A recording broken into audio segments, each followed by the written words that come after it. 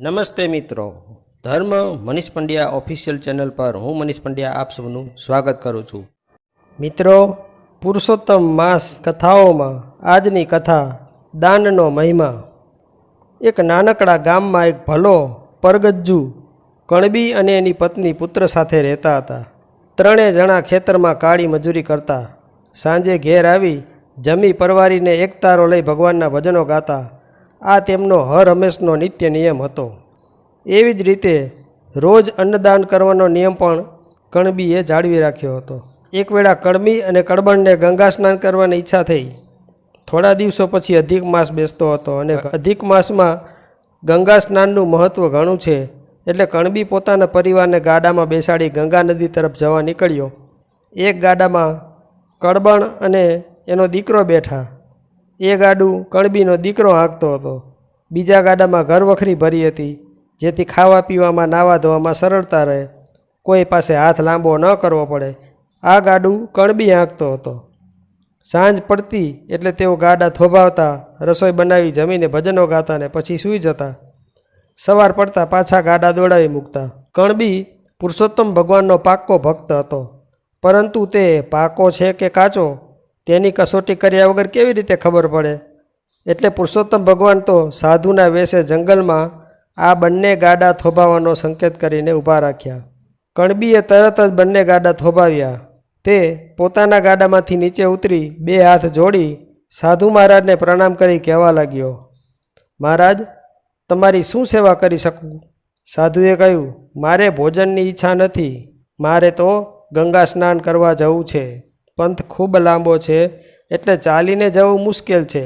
જો તમે સેવા કરવા માગતા હો તો તમારા બે ગાડામાંથી તમે જે ગાડામાં બેઠા છો તે ગાડું મને સોંપી દો, તેમાં બેસીને હું જઈશ. કણબીએ કહ્યું, તમારા જેવા સંતની સેવા કરવાનો લાભ ફરી ક્યારે મળવાનો છે? આપ ખુશીથી ગાડું લઈ જાઓ. અમે પણ ગંગા સ્નાન કરવા જઈ રહ્યા છીએ. ત્યાં તમે અમારું ગાડું અમને પાછું સોંપી દેજો. કણબીની હિંમત અને ભાવના જોઈ સાધુ વેશમાં આવેલા પુરુષોત્તમ ભગવાન પ્રભુ એના પર પ્રસન્ન થઈ ગયા, પરંતુ પોતાની પ્રસન્નતા પ્રગટ કરી નહીં. તેઓ તરત જ કણબીના ગાડામાં બેસી ગયા અને ગાડાને હંકારી મૂક્યું.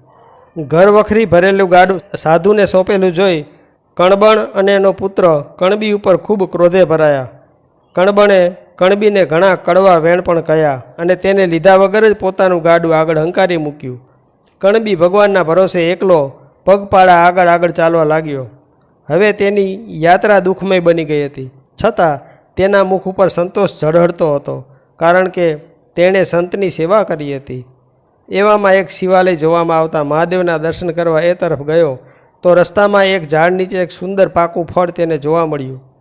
ફળ એટલું મોટું હતું કે તેની ભૂખ તરસ બંને સંતોષાઈ જાય તેમ હતા, પરંતુ અજાણ્યું ફળ ખાવાનું જોખમ વિચારીને તેણે તે ફળ ખાધું નહીં.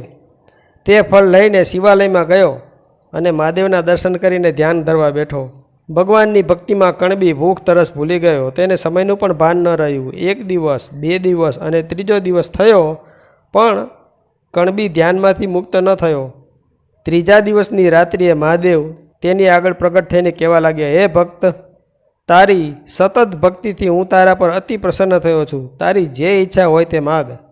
કણબીએ કહ્યું, હે ભોળાનાથ, આપના દર્શનથી વધુ ઉત્તમ શું હોઈ શકે? ભગવાન, મને એક ઝાડ નીચેથી આ ફળ મળ્યું છે. તે કયું ફળ છે તે મને જણાવો, બસ આટલી જ ઈચ્છા છે.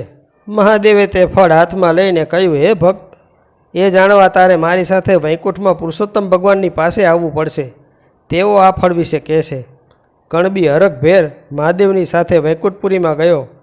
તેણે પુરુષોત્તમ ભગવાનને પ્રણામ કર્યા અને પેલું ફળ બતાવીને તેનું નામ પૂછ્યું તો પુરુષોત્તમ ભગવાને કહ્યું, હે ભક્ત, તું બહુ જ ભાગ્યવંત છે કે તારા હાથમાં આ ઉત્તમ ફળ આવ્યું.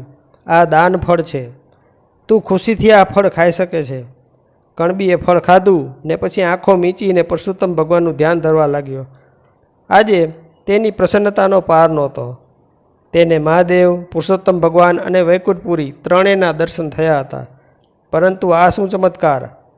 કણબીએ જ્યારે આંખ ઉઘાડી ત્યારે તે વૈકુંઠપુરીમાં નહીં, ગંગા નદીના તટ ઉપર હતો. ત્યાં બંને ગાડા છોડેલા ઊભા હતા. તેની પત્ની અને પુત્ર તેની રાહ જોતા ઊભા હતા. કણબીને એકાએક આવેલ જોતા કણબણ અને એનો દીકરો આશ્ચર્યમાં પડી ગયા. કણબીએ બનેલી બધી વાત તેમને કહી. પછી બધાએ ગંગા સ્નાન કર્યું. અધિક માસ પૂરો થતાં સુધીમાં તે રોજ ગંગામાં નાહ્યા અને પુરુષોત્તમ ભગવાનની આરાધના કરી. આથી ત્રણેયનો જન્મારો સફળ થઈ ગયો અને અંત સમયે ત્રણેયનો વૈકુંઠમાં વાસ થયો. પુરુષોત્તમ માસમાં સ્નાન, દાન, ધ્યાન કરે તેના ઉપર પુરુષોત્તમ ભગવાનની પરમ કૃપા ઉતરે છે ને તેને સદગતિ પ્રાપ્ત થાય છે. બોલો પુરુષોત્તમ ભગવાન કી જય. પુરુષોત્તમ સ્તોત્રનો ગુજરાતી અનુવાદ. હે ભગવાન દેવ, હે જગતના સ્વામી, હે ક્ષીર સમુદ્રમાં વાસ કરનારા, હે શેષનાગ પર આરામ કરનારા, જે સૌથી શ્રેષ્ઠ છે, જેને શ્રેષ્ઠ ગુણોથી યુક્ત માનવામાં આવ્યા છે, જે વરદાન આપનારા છે, જે સૃષ્ટિના કર્તા છે, જે વિશ્વેશ્વર છે, જે સદા વિષ્ણુ રૂપમાં ઉપસ્થિત છે, જે સર્વ જાણનારા છે, જે પરાજિત થઈ શકતા નથી, જે નીલકંઠ સમાન નીલા છે અને ઉત્પલના પત્તા જેવા છે, જેની આંખો પુંડરીક ફૂલ જેવી છે, જે સર્વ જાણનારા છે, જે નિર્ગુણ છે, જે શાંત છે, જે સંસારના પાલક અને અવિનાશી છે, જે સર્વ લોકોના જ્ઞાતા છે, સર્વ લોકોને સુખ આપનારા છે, પુરાણ છે, પુરુષ છે, જે જાણવા યોગ્ય છે, જે વ્યક્ત છે અને અવ્યક્ત છે, જે સનાતન છે, જે સૌથી ઊંચા છે, જે સર્વ સૃષ્ટિઓના પાલક છે, જગતગુરુ છે,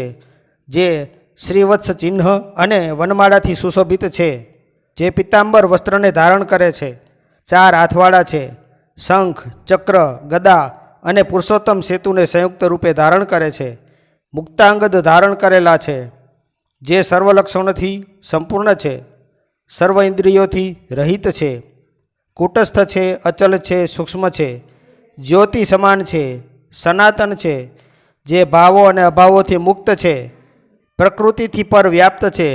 જગન્નાથજીને નમસ્કાર છે, જે ઈશ્વર છે, સુખદાયી છે, પ્રભુ છે. આ પ્રકારે ધર્મરાજે પુરનિયા ક્રોધની સમીપમાં ભગવાનની પ્રશંસા કરતા વિભિન્ન પ્રકારના સ્ત્રોતો દ્વારા પ્રણામ કર્યા. બોલો પુરુષોત્તમ ભગવાનની જય. તો મિત્રો, જો આપને આવા વિડીયો પસંદ હોય, આપને આવી ધાર્મિક વાર્તાઓ પ્રસંગો સાંભળવા ગમતા હોય તો આ ચેનલને લાઇક, શેર અને સબસ્ક્રાઈબ કરજો. ધન્યવાદ.